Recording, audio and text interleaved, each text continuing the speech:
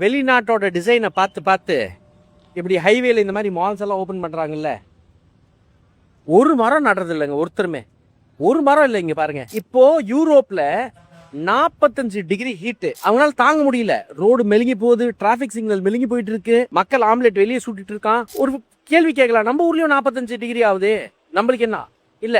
இங்க cooling systems கொஞ்சம் ஃபாஸ்டா இருக்கு. அந்த டைம் டியூரேஷன் நினைக்கிறேன், ஐ திங்க் ஸோ அவர் மார்னிங் டு ஈவினிங் அந்த டைம் டியூரேஷன் இருக்குல்ல, அது கூலிங் எஃபெக்ட் வந்துருது. பட் அங்க ரொம்ப டியூரேஷன் ஹாட்டா இருக்கும். 45 டிகிரிஸ்ங்கிறது ஒரு 12 மணி நேரம் கண்டினியூஸா இருக்கும். இங்க அப்படி இருக்காது. காலையில மத்தியானம் அதிகமா போகும், அப்புறம் கூல் ஆக ஆரம்பிக்கும். பட் கத்துக்கணும். இவ்வளோ ஒரு பெரிய ஷாப் எல்லாம் கட்டுறாங்க, ஆனா மரத்துக்கு ஒரு சின்ன இடம் கொடுக்கலங்க. ஏன் மரத்தோட நிழல்ல நின்னா என்னவா? ஃபுல் கான்கிரீட் ஊத்தி வச்சிருக்காங்க. ஹைவேல அப்படிதான். கவர்மெண்ட் கிட்ட இருக்கிற நேஷனல் ஹைவேஸ், ஸ்டேட் ஹைவேஸ் அதிகமா நிலம் வச்சிருக்காங்க.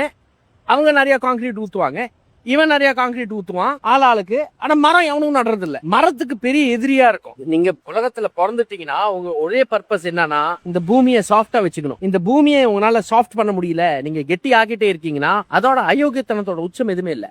சரி, பை சான்ஸ் கெட்டி ஆக்குற கட்டாயம் இருக்கு, ஆமா இங்க ரோடு வேணும், பில்டிங் வேணும், இதெல்லாம் வேணும்னா காம்பன்சேஷன் கொடுக்கணும், காம்பன்சேட் பண்ணணும். காம்பன்சேஷன் ஒண்ணுதான், மரம் நடுறது தான். இல்லாட்டி யூரோப் has clear sign 2-3 நாள்ல அடிச்சுக்கிறாங்க, ஏசிக்காக அடிச்சுக்கிறாங்க. அவன் தாரு உருகிது, டென்னிஸ் பேட்டை தொட்டா டென்னிஸ் பேட் உருகிது, என்னென்னமோ நடந்துட்டு இருக்காங்க. நம்ம இந்த மாதிரி மாற முடியுமா? நம்ம மாதிரி டிராபிக்கல் கிளைமேட்ல இந்த மாதிரி ஒரு டிசைன் நம்ம ஏத்துக்க முடியுமா? இவ்வளோ கான்கிரீட் போடுறது எப்படி ஏத்துக்க முடியுமா? யோசனை பண்ணுங்க.